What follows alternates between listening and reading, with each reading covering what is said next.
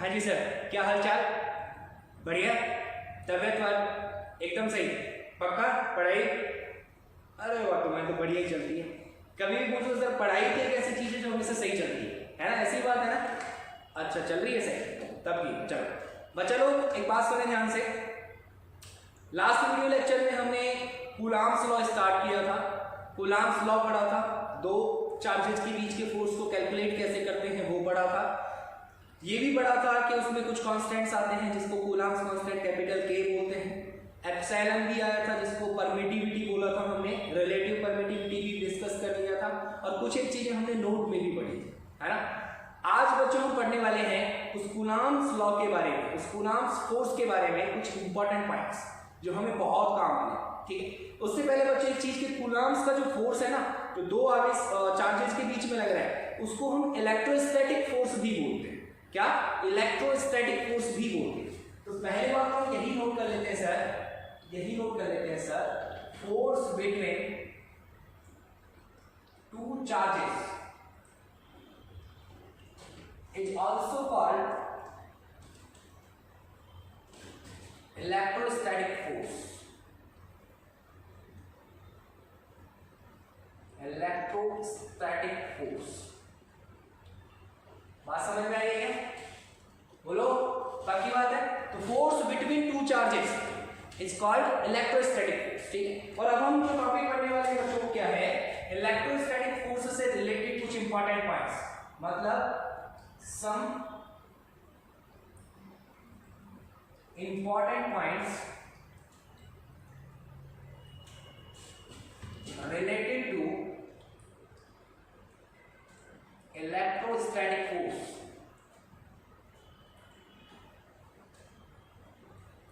Electrostatic force मतलब Coulomb's force, ठीक है। कूलॉम्स लॉ की क्लियर होगी सर बात? चलिए बच्चों, हमने ये पढ़ा कि दो चार्जेस के बीच में लगने वाला जो फोर्स होता है F, वो होता है सर Q1 Q2 अपॉन में R²। ये हम पढ़ चुके हैं, है ना। अब हमें इससे रिलेटेड कुछ पॉइंट्स पढ़ने हैं। देखिए बच्चों, फर्स्ट पॉइंट होता है since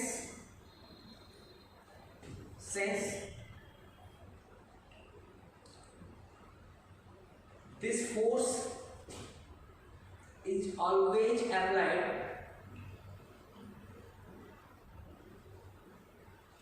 on the center of charge,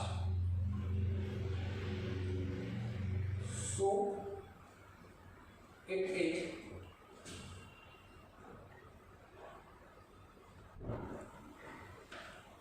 of the centered nature।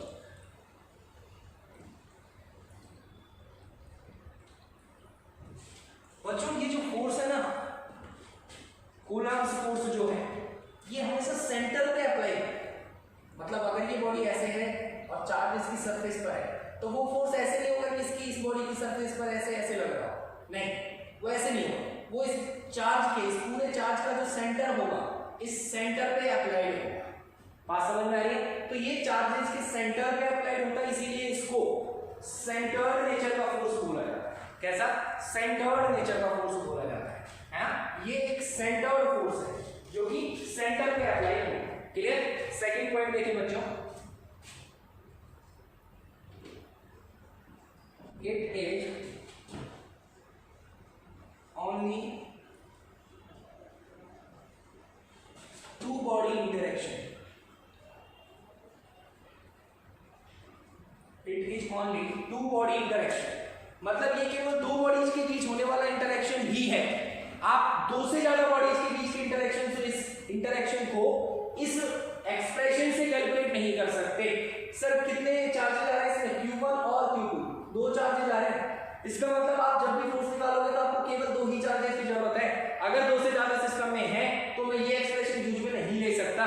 बात समझ में आ रही है क्या? तो मैं दो से ज्यादा चार्जेस के लिए चीज काम में नहीं ले सकता। तो ये केवल कौन सा इंटरेक्शन है सर? टू बॉडी इंटरेक्शन है, ठीक है। अगर आपको कूलॉम्स फोर्स लगाना है तो आपको टू बॉडी इंटरेक्शन पढ़ना पड़ेगा। क्लियर? चलिए नेक्स्ट पॉइंट, थर्ड पॉइंट बोलते हैं बच्चों, ये इनवर्स स्क्वायर लॉ को फॉलो करता है। It follows the inverse square law.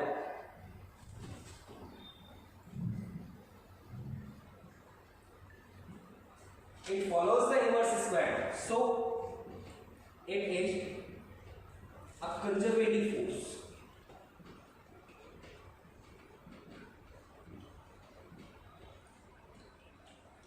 So it is a conservative force. अब बच्चों इनवर्स स्क्वायर लॉ क्या है? 11th क्लास में आप लोगों ने ये चीज पढ़ी होगी। इनवर्स स्क्वायर लॉ का मतलब होता है जब कोई फोर्स डिस्टेंस के स्क्वायर के इनवर्सली प्रोपोर्शनल हो, स्क्वायर के इनवर्सली प्रोपोर्शनल है ना, तो हम बोलते हैं कि वो कौन से लॉ पर चल रहा है? इनवर्स स्क्वायर लॉ पर चल रहा है। बात समझ में आ रही? और जो ऐसे फोर्स होते हैं जो इस लॉ को फॉलो करते हैं वो होते हैं कंजर्वेटिव फोर्स। कंजर्वेटिव फोर्स जानते हो ना, 11th में पढ़ा है हमने, है ना। ऐसे फोर्स जिनके इफेक्ट में किया गया वर्क डन पाथ पर डिपेंड नहीं करता। मतलब मान लो यहाँ पर कोई बॉडी है, उस पर कंजर्वेटिव फोर्स लग रहा है ना। आप इस बॉडी को यहाँ से यहाँ लाना चाहते हो, अब चाहे इसको सीधे ले आओ, चाहे ऐसे घुमा फिरा के ले आओ, नीचे से ऊपर से कहीं से, ठीक है, लेकिन वो पाथ पर डिपेंड नहीं करेगा। हर रास्ते से जाने पर जो वर्क डन आएगा यहाँ से यहाँ तक का वो सेम हो। बात समझ में आई? उसको हम कंजर्वेटिव फोर्स बोलते हैं। ये सब चीजें आप 11th में पढ़ चुके हो। क्लियर हो गई सर बात? थर्ड पॉइंट क्लियर है पक्का? नेक्स्ट पॉइंट देखिए सर, फोर्थ पॉइंट बोलता है to apply this force, to apply the formula of this force, both charges should be still. Both charges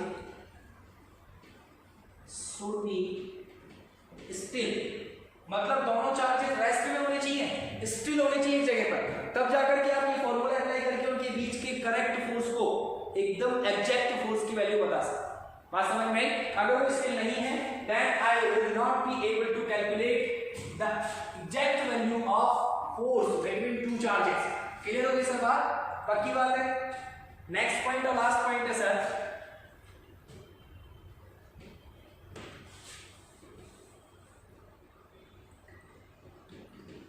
this Coulomb's law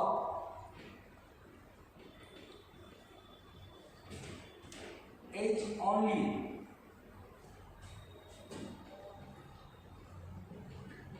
applicable to point charges.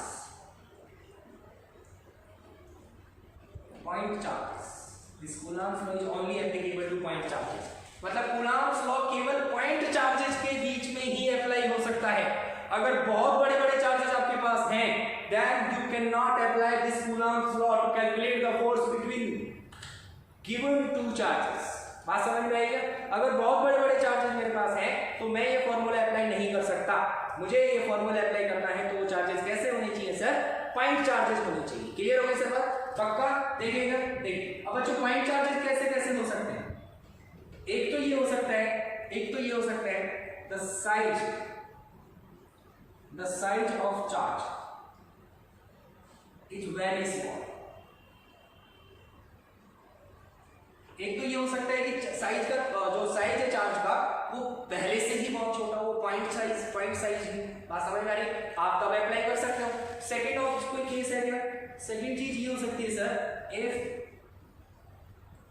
the size of charge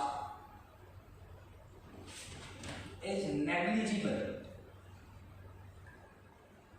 in comparison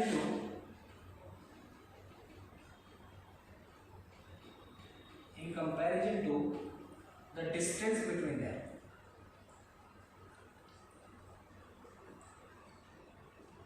ठीक है।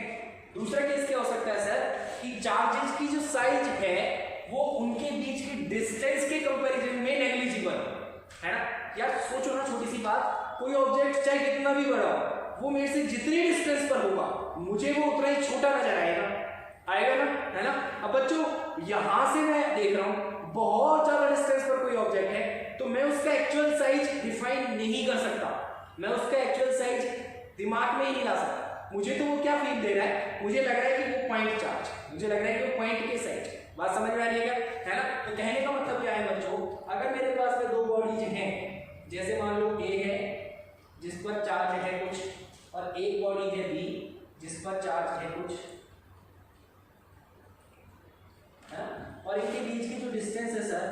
वो है small are. ठीक है, तो हमसे ये कह रहा है सर अगर इन दोनों की रेडियस, ए की रेडियस है मान लो आर ए, बी की रेडियस है मान लो आर बी, तो हमको ये बोल रहा है कि इन दोनों की जो रेडियसेस हैं, कि रेडियसेस इस डिस्टेंस के कंपैरिजन में बहुत छोटी होनी चाहिए, है ना। अब मान लो बच्चों ये बहुत बी जो है वो है तो कंसीडरेबल साइज का, मतलब ठीक ठाक साइज का है, बड़ा भी हो सकता है। ठीक है, अब इसको बी को उठा करके आपने बहुत दूर ले जाके रख दिया, तो जब मैं ए से उसको देखूंगा तो वो मुझे पॉइंट साइज नजर आएगा, छोटा नजर आएगा। सिमिलरली जब बी से ए को देखूंगा तो ए पॉइंट साइज नजर आएगा, है ना। ये अपने आप में तो ठीक ठाक साइज के हैं, बड़े हैं, लेकिन सर आपस में जब एक दूसरे को देख रहे हैं तो क्या फील आ रही है कि ये पॉइंट साइज, बात समझ में आ रही है। और जब ये पॉइंट साइज की तरह फील दे रहे हैं तो आप कूलम्ब्स लॉ वाला फॉर्मूला अप्लाई कर सकते हैं। बात क्लियर हो गई क्या सर? तो इंपॉर्टेंट बात क्या है यहाँ से कि आर ए बहुत बहुत कम होना चाहिए स्मॉल आर की तुलना में, और आर बी भी बहुत बहुत कम होना चाहिए स्मॉल आर। बात समझ में आ गई क्या? पक्की बात है, पक्की बात है ना।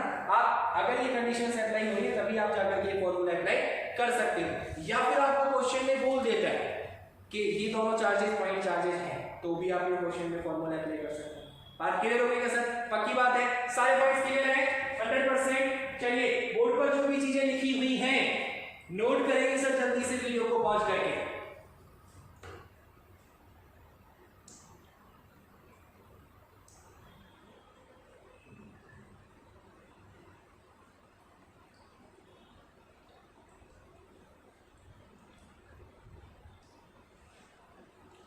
हाँ जी सर, हो गया पक्का।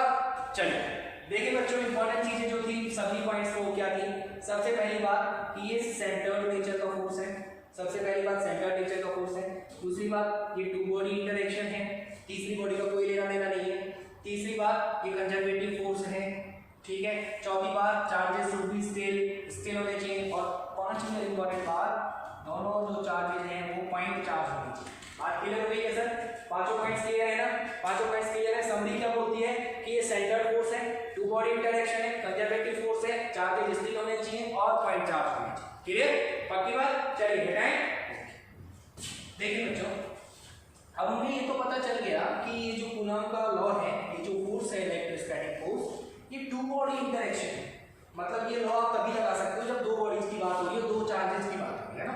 अगर दो से ज्यादा चार्जेस हो, मतलब दो मैं ये लॉ अप्लाई नहीं कर सकता, तो दो से ज्यादा चार्जेस की वजह से अगर फोर्स निकालना है तो मैं ये एक्सप्रेशन सीधे सीधे अप्लाई नहीं करूंगा, तो मुझे कोई और लॉ चाहिए, मुझे कोई और लॉ चाहिए। तो बच्चों मेरा नेक्स्ट टॉपिक भी वही है, क्या है? Force due to multiple charges, force due to multiple charges, ये मेरा नेक्स्ट है।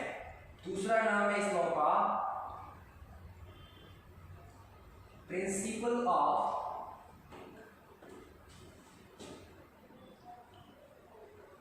सुपरपोजिशन, प्रिंसिपल ऑफ सुपरपोजिशन, ठीक है। ये ठीक है, मतलब इस बार मैं दो चार्जेस के बीच की फोर्स की बात नहीं करूंगा, मैं इस बार बात करूंगा बहुत सारे चार्जेस की वजह से फोर्स की। किसके? बहुत सारे चार्जेस की वजह से। बात समझ में आ गई है? चलिए स्टार्ट करें। मान लो बच्चों मेरे पास कोई सिस्टम है,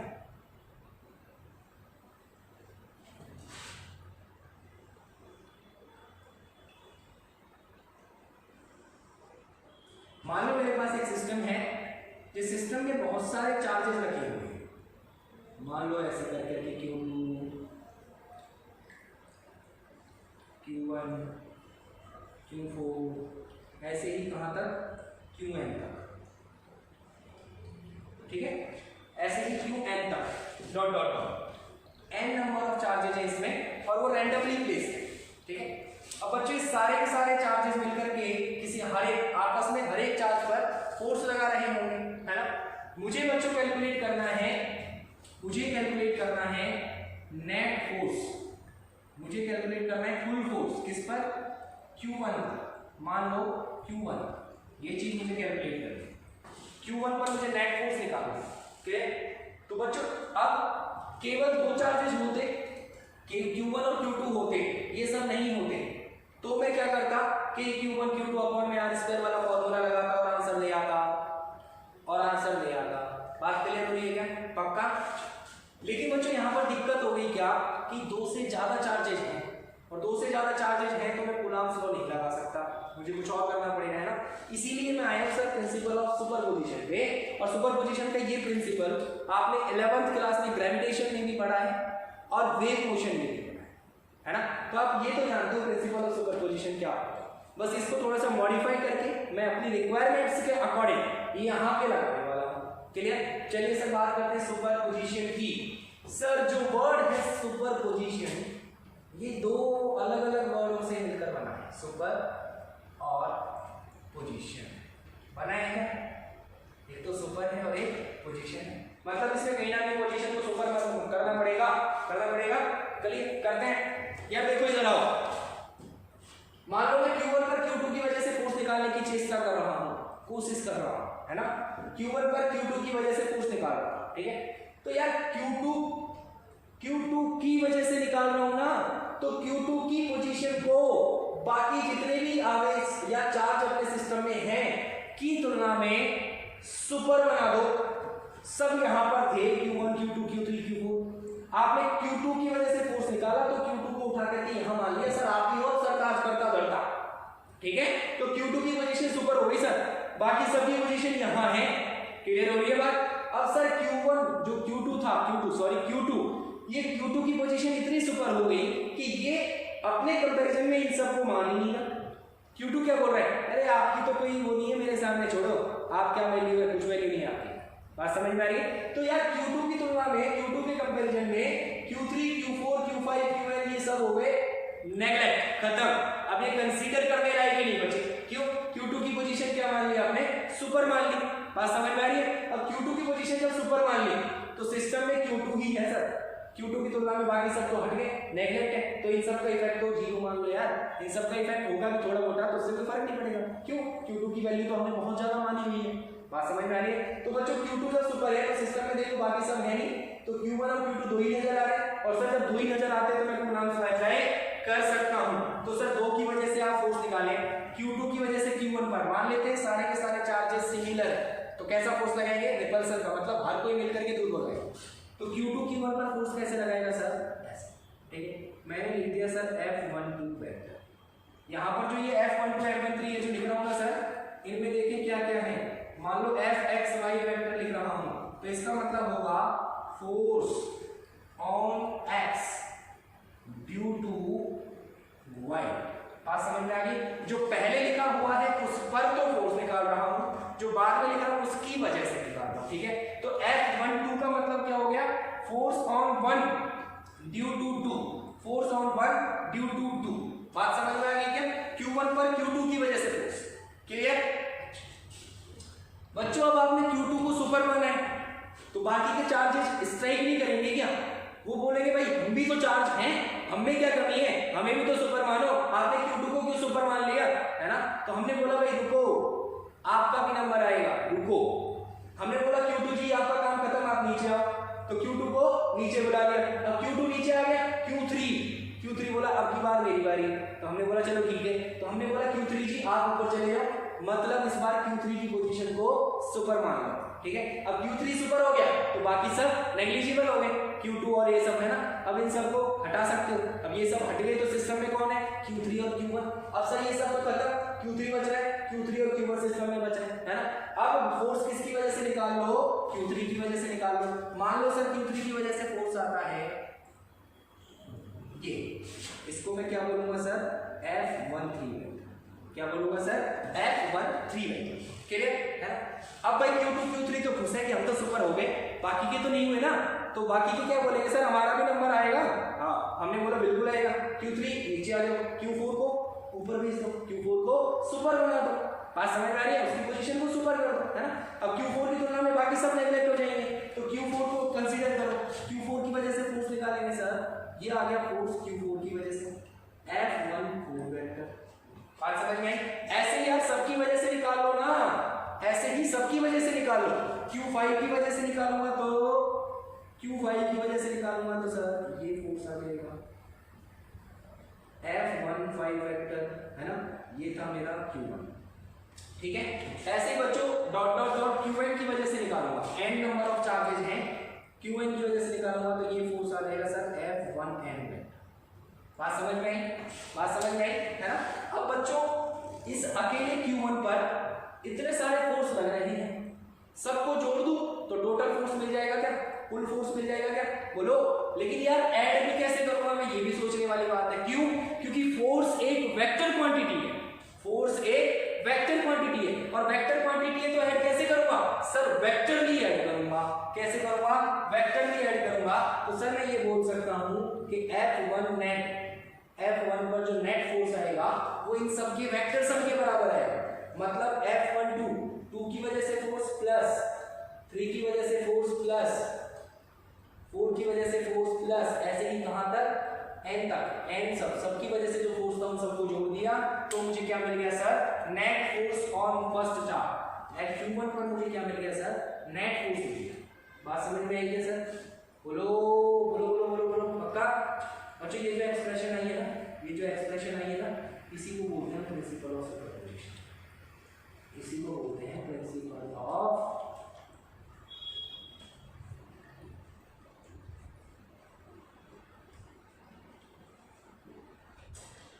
प्रिंसिपल ऑफ सुपरपोजिशन। बात क्लियर होगी, है ना। क्या बोला हमने कि यार आपको जिस चार्ज पर नेट फोर्स निकालना है ना, उस पर बाकी के जितने भी चार्जेस हैं सबकी वजह से इंडिविजुअल फोर्स निकाल लो अलग अलग अलग अलग, और बाद में उन सब फोर्स को वेक्टरली ऐड कर दो, वेक्टर सम निकाल लो। वेक्टर सम जो आएगा वो उसका नेट फोर्स हो जाएगा। बात समझ में आई क्या, बोलो। तो प्रिंसिपल ऑफ सुपरपोजिशन क्या बोलता है बच्चा, प्रिंसिपल ऑफ सुपरपोजिशन क्या बोलता है सर, देखें, हाँ जी, according to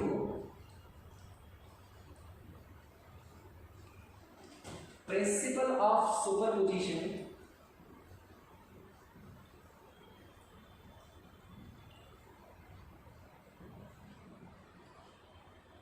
according to principle of superposition, the net force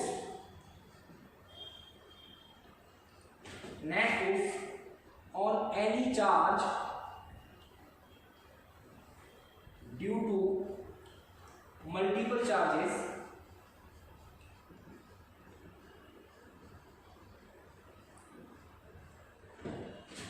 will always be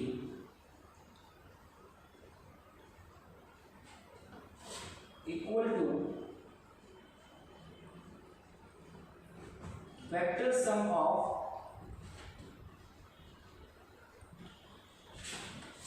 all individual forces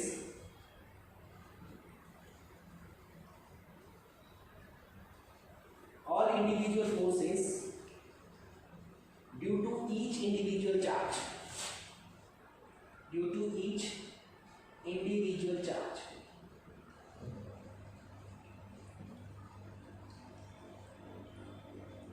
बात समझ में आई है ना। क्या स्टेटमेंट है, दोबारा से पढ़ें sir. According to principle of superposition, net force जो होता है किसी भी चार्ज पर बहुत सारे चार्जों की वजह से, वो हमेशा इक्वल होता है वेक्टर सम के। किसका वेक्टर सम, इंडिविजुअल फोर्सेस का, सभी अलग अलग फोर्सेस का। किसकी वजह से, हर एक अलग अलग चार्ज की वजह से। मतलब जितने भी चार्ज आपके सिस्टम में हैं, आप सभी चार्जेस की वजह से अलग अलग अलग अलग फोर्स निकालो और उन सभी फोर्सेस को वेक्टरली ऐड कर दो तो आपको नेट फोर्स मिल जाएगा किसी भी चार्ज पर। बात समझ में आई। This is called principle of superposition, it is called principle of superposition. बात क्लियर होगी क्या सर, पक्का। चलिए, जो भी चीजें बोर्ड पर हैं वीडियो को पॉज करें और जल्दी से नोट करें।